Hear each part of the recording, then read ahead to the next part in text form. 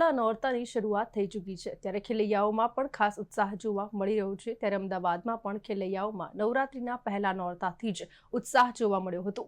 Nikol એસ્પિરિંગ road પર આવેલ Vasani party plot ખાતે ખેલૈયાઓએ ગરબાની રમઝટ જમાવી હતી।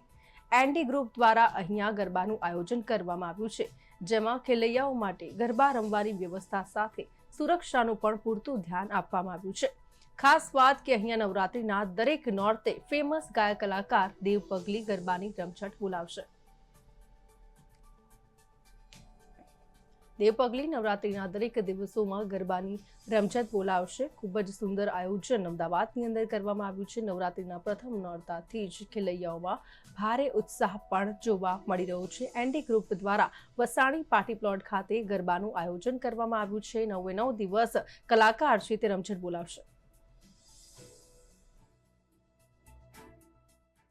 व्यवस्था तो जे सीपी साहेबे कीधुं छे एना नियम प्रमाणे आपणे बधुं करेलुं छे।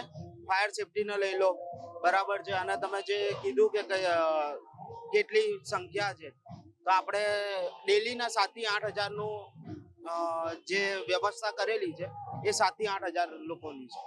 સીપી સાહેબના જે આપણે બહાર પડ્યું છે એ અનુસંધાને આપણે ફાયર સેફટી છે, પછી કઈ બી ઇમરજન્સી છે એના માટે આપણે એમ્બ્યુલન્સ વગેરે રાખેલું છે, પોલીસનો સહયોગ લીધેલો છે।